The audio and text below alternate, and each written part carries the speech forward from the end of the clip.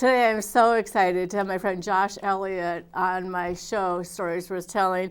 Josh is a Connecticut raised and went off to Ithaca College for his bachelor's degree in sociology, came back, got his how do you say it? To get my Juris Doctorate. Juris Doctorate Yes. is the correct way of saying it, at Quinnipiac School, and then has been involved in politics, got elected as a state representative for District 88, and has been serving the state of Connecticut since 2016. Josh is bright, he's energetic, he's handsome, he's everything you want in a state representative. So, Josh, please welcome. So glad that you're here. And you know, you said yesterday you were in session. It was a short session. So tell me, what's going on up in the Hill? So the last couple of weeks have been really sort of boring from the political standpoint, but it depends on what your perspective is. Hey, boring is sometimes good, right? Well, if you're a judge who's looking to be reappointed, not boring. Oh, yeah. It's so that's what we've been doing. We've been reappointing these judges, getting them back on their 6-year terms. And then yesterday we had maybe a 3 or 4 hour day.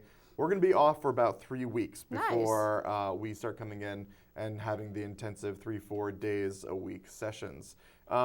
What's happening now is, so I'm the chair of the Higher Education and Employment Advancement Committee. And I'm so interested in that because, you know, I'm on the Board of Education in my town. So we have some of the students who are teaching now. They've gone through the higher education programs. Yep. What do we need to know? How can we make this relevant? How can we move forward with this information? Right. So just in terms of where we are with the political process right now, there's about just over 20 or so committees. There's something called the JF deadline. That simply means that that's the deadline with which you have to get all of your bills out of your committee. Okay. So the Higher Education Committee, we finished last week. Okay. But then there's some really big committees like the Appropriations Committee, the Finance Committee, Judiciary Committee. Their deadlines are a little bit extended because they have so much more of a heavier workload. And then once they're done, then we actually are going to be on the floor of the House, the floor of the Senate. But it was a big year for higher education. We got about 35 bills through our committee, but we did have a very serious conversation with the speaker yesterday with all the chairs, simply to say that this year is the short session. Last year we went from January to June. This year we're going from February to May, and early May too. Right. Oh. So it's a very short window to actually pass bills. And so for that reason, you know, the very first thing out the gate was the chairs may or may not get their priority bill. So we'll see. So we're being asked to take all of our ideas and either put them into one big bill, because everything comes down to how long is this idea going to take. Now, one thing that's really important for the Higher Education Committee, especially through this pandemic, is ensuring that people don't have this overwhelming burden of student loans. And it's not just coming from the cost of education, it's coming from the cost of housing, food, and transportation while you're going to school as well. And trying to tackle that's really tough, but we do have a really good bill coming through the committee right now, which is seeking to look at folk who have been here for either 4 or 5 years, have a certain income threshold, and help them with up to around $20,000 worth of debt forgiveness. Still hammering out the details. It is very much a House-led bill. My colleagues are doing a great job, and I'm just trying to make sure that it continues moving forward. But that's one of the bigger bills coming out of our committee. Well, that's lovely. Yeah. I really appreciate that. And it really follows in the footsteps of work that we've done prior. We have something called the PACT program. And what that is that PACT? PACT. Okay. And that basically is free higher education for anybody that goes to a community college. And so that was a really big push for about 4 or 5 years that we finally got over the finish line about 2 years ago, finally funded last year, and it's in process right now. And hopefully we'll continue to ensure that people can have affordable education here in Connecticut. Nice, but when you go to the community college, do those credits transfer, I guess, is ultimately the important thing that we need to understand or know about. I know it's good to always learn. I always have a book in my hand. I always have something on my Kindle or to read list kind of thing, but does it transfer? Sometimes. And so what's happening now is that, and this is a big point of contention through the Higher Education Committee, is we have a consolidation of the community colleges and the state universities. So we have 12 community colleges and 4 state universities, and we also have 1 online college as well. And so the Board of Regents is and has been looking at consolidating all of these colleges under one umbrella. Nice. The idea being that eventually what you have is you have all of these credits being able to be transferable to all the different places. And sorry, I should say it is the 12 community colleges that will be under the umbrella, not the state universities. It depends on how this all plays out. So the goal should be making it easier for the students. Professors have a big problem with how this is all happening. So we'll see what happens. Well, I mean, you know, and I know as you age, you understand that time is not as critical and that you have multiple opportunities to learn, and it's not just the last time you're going to be opening a book or sitting in a classroom and availing yourself to that information or education. Right. But if you're only 18 and this is the class that you're taking, and if you don't get those 3 credits, then it's a big deal for you, and it could be very disappointing. Right. And actually, I do want to do one final clarification. They are going to be under one umbrella, and sort of the frustration is both on the university side, but on the local college side, is that they are serving very different populations. So there's a lot to wade through. Right. And I don't mean to make it difficult or unclear. No. It's this is one thing that it's been about 10 years in the making, and I'm taking over the committee right near the very end when the Board of Regents is just about to finish up the work, and the professors are basically telling members of the legislature this is the worst possible thing that we could do because it takes away local autonomy and it actually just creates levels of bloat. But then the BOR is saying, well, we need to streamline it. If you look at what's happening, we actually have 10,000 people who are we're 10,000 lower than our height in terms of the number of kids that are applying to college. So we're dramatically going down year over year in terms of those enrollment numbers. And what are we doing to ensure that the system is right sized for that effort? And being in the middle of that is a very interesting place to be. I'll put it that way. Absolutely, and you try to accommodate and make it so it's the best bill ever. I'm sure every time something comes out of the House of Representatives, or out of committee into the House. So I get it. It's not easy, but I appreciate your work. Yeah. But what about the Employment Advancement Committee? Tell me about that, because that has to be a little bit more complicated maybe not more complicated, but more nuanced. It is actually one committee. So I chair the Higher Education and Employment Advancement Committee, and that's just one. Okay. And so historically, we also have a committee called the Commerce Committee. We also have a Labor Committee. So there's a lot of committees that have to do with employment and labor. And I would say that historically, the Higher Education Committee has focused almost exclusively on higher education and not so much on the employment advancement aspect of it. I know that when I became the chair, there were a number of people on the committee that asked that it really take on the mantle of more of that employment advancement side. And so we did work a lot with the governor's office last year and the Office of Workforce Strategy to get a number of bills passed, whether it's automatic FAFSA completion or resources to the trades and making sure that we have investment there. There's a lot that we can do, but the way that I operate as a chair is I really try to be a permissive chair because there's so many things that are happening. I try to make sure that my colleagues are able to work their bills through my committee. And right now it's just a lot of learning the process of being a chair. Oh, I'm sure you're a quick study, so I'm not concerned about that. Now, ranked choice voting, I know is something that people have talked about and have had some concerns about, and then voter access too. Right. So let's talk about those two things. Sure. So I have been the sole introducer for a number of cycles for ranked choice voting. And what we've seen over the past 6 years, which is unsurprising to me, is that people are becoming more and more aware of what ranked choice is. Right. So ranked choice, just in terms of what it is right now when you vote for one person, and whoever wins the most votes is the person that becomes either the candidate or the person who wins that office. Okay, so in a ranked choice voting system, it's a little bit different. Right. What you would do as the voter is you vote in order of preference the candidates that you like, and then for the person on the other side of that equation, you're actually trying to get those votes, you have to win with over 50% to be the winner.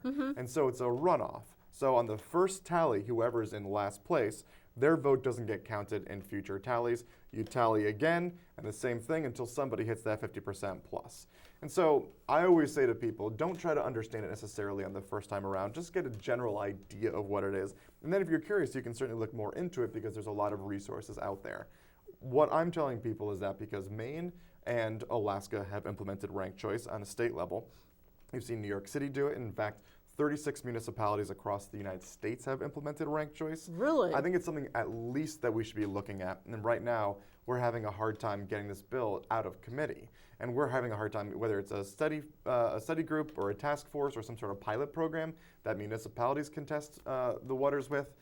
Tabulators are ready for this technology. They're already there. Any sort of RFP or request for proposal that the Secretary of State puts out, all these tabulators can do this. So it's just a matter of, do we have the political will in the legislature to actually push forward yet? The answer has been no, but I think that as more people become aware of what ranked choice voting is, it'll be more likely to move forward. It's becoming more and more of a buzz, and I think it's very relevant, and I would certainly hope that it comes to fruition. All we can do is keep on talking about it and see where it goes. People need to hear about it, and people need to know about it. So what about just the right to vote and absentee voting? Yeah. So I've been working with an organization called Vote at Home, and they are based out of Colorado. So Colorado, Washington, Oregon really pioneered the model of what voting from home can look like about 15 years ago. 7 states follow this model, and they have been perfecting it year over year. And I shouldn't say perfecting it, because no system is perfect, but they've been improving on it year over year. And what this model is basically, it is anywhere from 3 weeks out to a month out to vote. It is opt-out versus opt-in, and what that means is that, as opposed to last cycle, what you saw was that you apply for a ballot, you receive that ballot, and then you vote with that ballot. Sure. With an opt-out system, you automatically receive that ballot every single cycle as soon as you're registered. And that, to me, it makes more sense. It makes more sense, and I don't think that government should be run like a business, but, and this is as a business owner, I do think that there are certain modalities in business that are transferable to government. And one of those, to me, is treating the constituency like you would treat a customer. Right. And you should be trying to keep that customer. Right. You should be trying to make it as easy as possible for them to purchase. Because basically you're purchasing a representative, exactly. right? You're purchasing someone who's going to speak for you, argue on your behalf, all of those things. You're interacting with government in the way that you interact with the business. So what are we on the business side, on the government side, doing to make it as easy as possible for the constituent?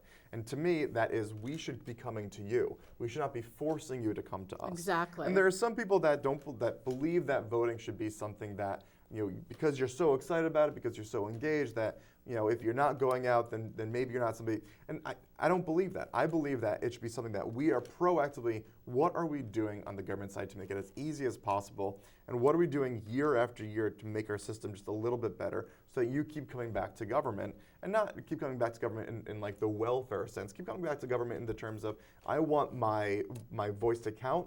I want my vote to count. I want it to matter. I want to have that interaction with government so that I can be able to change dialogue in terms of what we do, because what I see as now having been elected for 6 years is that while I am the person who might have a vote in the chamber, it is the advocates, it is the activists, it is the constituents who play an exceptionally large role in the full political process, and nothing is done by one person, and whatever we can do to ensure that everybody has access to the system, I think, is really important. Oh, I love that. And there's so many people who are disenfranchised who just say, I'm not going to vote, or I won't vote, and I don't want to talk politics. Right. Well, it's important for us to talk about the issues and the concerns, not in a political way necessarily, but in a pragmatic way, like how does this impact everything that you have or everything that you do, and how we keep our world safer and better. Sure. Right. And what I've found, having been at the Capitol for the past 6 years, is that when I first came in, I maybe wasn't having as many conversations with Republicans. And now, 6 years later, because I'm running a committee, because I want to know what the ranking members, and that's the highest ranking member of the minority party that's on a committee, what they are thinking about what's happening with our committee, because there are subject matter experts on various things that I'm pushing on the other side of the aisle, that I want to get a sense from them what they're thinking. You start being less combative, you start being less polarized the longer you're doing the work. And some of it is, thinking of who I was maybe a decade ago, I would probably be astonished that those words were coming out of my mouth. what I will say is, even though I'm more pragmatic and I am more proactive about having these conversations, I'm still ideologically aligned with who I was 10 years ago. I get that. I just see the process of getting to where I want to go a lot differently, because even within the caucus, there might be somebody that I disagree with on this thing today, but we got about 50 things to work on tomorrow. Yep. And if I burn that relationship Yep. today, then we can't get those other 50 important things tomorrow. And there are going to be things that I'm going to be fighting on that are important to me that I can work with you, with whoever, a week or a month down the line. I don't even know if that issue is yet. And it's really, really important for that relationship preservation, especially for the electeds. Now, if you're an activist or an advocate, maybe a little bit different, because the part that you have to play is different, and you are pushing the people to make sure they're really being proactive with the work that you want to see accomplished. But for the people that are elected, it's really important for me to be taking people out for lunch or a drink or something, and just getting to know people personally, so that when it comes to it, my ideas and the topics I'm bringing to the table aren't automatically identified as being either left or right or anything politically. It is Informed. It's easier for people to see the idea Yep. objectively, as opposed to the perspective of this person is like really difficult to work with, and so we're going to make it difficult for them to pass this bill, which is often what will happen. And you see that, yeah, I'm Oh, sure yeah. you see that. But it's just like any classroom or any group that you work with, or any, I don't know, board that anybody serves on. You have to work together, and you have to Yes. like each other as much as you possibly can. Right. And put your, whatever, your ideological preferences aside to accomplish whatever it is. You want to kick that ball to the Right. goal line, right? And So- I've seen too many people over the course of time change their minds. And I know it doesn't happen all the time, and I know it certainly doesn't happen right away. And so what I'm trying to do is slowly change people's minds over time by planting seeds. And so one example is, so I have an exploratory campaign for Secretary of the State. I We're know, I am converting so some- excited. Congratulations Thank for that. you. So one thing I'm talking about, which is not part of the Democratic mainstream conversation yet, is this idea of voting rights for people who are incarcerated. And there's I would say a group of people, maybe let's say half the population, that when they hear that will become immediately uncomfortable with the idea. And so what I'm trying to do is simply lay out not why I think that you should be convinced, but why I have been convinced. Right. Because to me, it ends up being a moral and ethical question. And I know that something like this isn't going to become reality anytime in the next year or maybe even 5 years. But what's important to me is be having this conversation, so that as you have life experiences, as you talk with other people, it starts feeling more and more like the natural thing to do, especially if you view prison through the lens of rehabilitation as opposed to simply punishment, or justice in a way where you're just locking people up. The fact is that 95% of people are going to be coming back to the general population, and such a high percentage of people coming back. What are we doing, again, as government, to be proactive about ensuring people are connected, are committed to their community, and are really engaged? Because those kinds of people are the people that will not recidivate and will be successful upon reentry. Right. And if that's what we want, then I'm actually using voting as a proxy for rehabilitation. I love that. And I was hearing or reading recently that 1 out of 3 people is probably holds a record of some sort where they've been incarcerated. Is that? That may be about black men specifically, because I don't know if it's 1 out of 3 people generally. I know the rate for black men is significantly disproportionate for the general population. And so, Well, we want them to succeed once they Right. have been served their time, and sometimes their time has been too long. I've heard 30 years for something that maybe that length of time is really a healer and helps them to rehabilitate. Right. But we want them to be successful when they are released, and we want them to have a better life and to be successful. And so that's on the other side once somebody's already incarcerated. But a lot of the work that I've been doing as well was so higher education has to be taking on bills that's germane to its topic. And one of these bills ended up being a bill about training teachers, and this was for dyslexia training. Nice. And the reason I bring this up was I was trying to pass a bill that makes telecommunications free for people who are incarcerated. So Connecticut will go from being the most expensive state to the first state in the country to make these calls free. Nice. So that was my baby. It took me 3 years to accomplish that goal. Incredibly proud of that work, because criminal justice reform is really important to me. But during these conversations, I was speaking with Senator Kathy Austin, who chairs appropriations. And during our conversations where I was basically trying to make the pitch about why we should have the money for this, she was making a different pitch of view this even more long term. Yes, the telephone calls will help people right here, right now, and that's a great endeavor. But if you think about this longer term, the people that are incarcerated, there's a really high percentage of people who have learning difficulties. They do. And so and we also know that children of color are very often not given the resources that they need and are often underdiagnosed.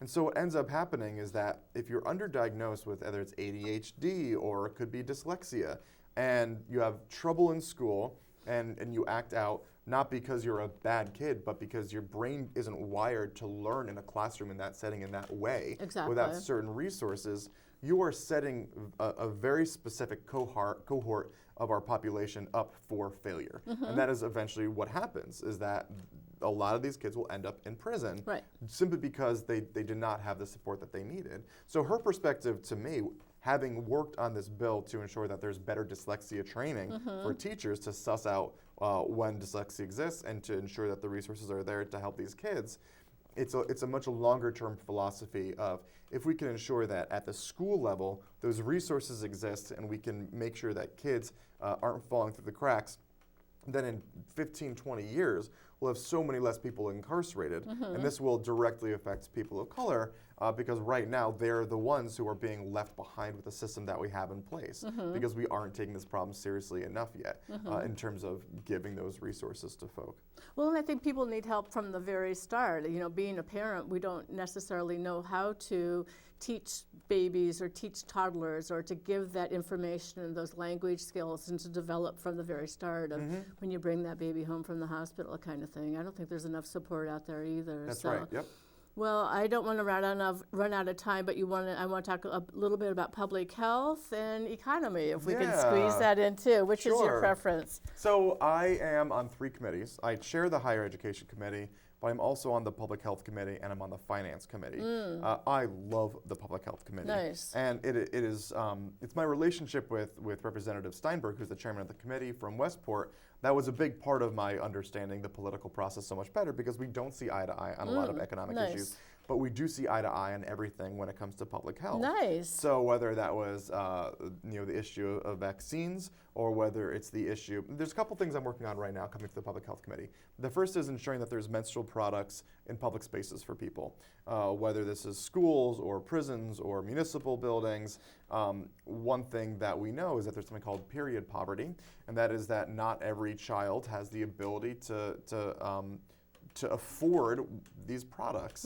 And so that is what we're working on, because it was represented to me that if you have toilet paper in a bathroom, what's the difference? Right. It's simply a function of being human. Right. It's just that we are in a patriarchal society, so the emphasis hasn't been placed there. Yep. And the cost is so minimal. And right now, that is something that I've been really fully involved with the organizing group to ensure that sees success this year. And I think that we're going to see success there. That's been really great. Another thing through public health I've been working on is this bill to ensure that there's consent for a patient who is under anesthesia before there's any sort of intimate pelvic exam. Oh, I remember Chris Conley was working on this, right? That's right. So I'm working with her. Nice. And she's doing a phenomenal job. She's the person who's writing the language of the bill. I'm, again, simply with the working group trying to push this forward politically so that this becomes reality, because to date, a number of hospitals have been fighting against this, saying that they already do this, saying that it would undermine trust. saying that it in some ways glamorizes the pelvic area when it's just a body part like any other. There's a whole number of arguments that have been made that we just haven't really been swung by. And I think ultimately what it comes down to is that they just don't want to be told what to do by the government, and that they, as a collective of the medical community, want to be choosing how they operate independently of us. Well, if they did the right thing, then we wouldn't have to get involved and have a say in how they're performing their business, right? Then what happens is that the students that are coming through these institutions are unwilling or don't desire to be as proactive as possible to say that these exams happen without consent. And so everything just keeps on going forward without these changes being made. So it might simply have to be that an outside entity is the one to ensure that we have better processes in place. It's just horrifying, I know. the whole concept of it. I know. Okay, so economy. Yes. So we just passed the gas tax holiday, which here's my perspective on the economy, is I got involved in politics through the Bernie Sanders campaign. I am pretty unabashed when I say that, especially looking through the lens of the pandemic, the richest people in the country live in Connecticut. We have some of the most severe socioeconomic stratification in the entire U.S., and we have lower tax rates for the wealthiest compared to nearby states. There's no reason that we should be in any sort of crunch. There's no reason that there should be any sort of difficulties for people that are working 40 hours a week economically, and yet we do. And that is in large part because we aren't asking our wealthy to pay our fair share. Now, you could say, what does it have to do with the economy? My feeling is that if you have people that are in the working class that are able to have disposable income, that money is getting used. And if you have people that are ultra wealthy, that money is not circulating through the economy. So what are we doing to ensure that there is fairness in the system? And one thing that's been really big through the Finance Committee this year, which I'm really excited about, is that we got a report called the Tax Incidence Study. Now, this report was done in 2014, and we wrote into law that we should have this every single year or every 2 years. It was always swept under the rug because it costs a few $100,000 to implement. The thing is, what that study tells us is that the richer you are in our state, the less you pay as a percentage of your income to state and local taxes, a large part because of how bad our property tax is. But to me, how do you get our economy revitalized? You have to be taking this issue very seriously. And now Recovery for All and Labor has been doing an excellent job of pushing this idea forward. We just need to keep on hammering that point home, because I think that if people who are the middle class or the working class have that income and have those resources necessary and have a little bit less of a tax burden, then that money will go right back into the economy. I like the way you think, and I like your energy. Josh, thank you so much for being my guest. I think we could spend another half hour just going over some of the basics. So thank you again. Good luck to you in your run for state senator or state secretary of state. Thank you. I appreciate it. Yeah.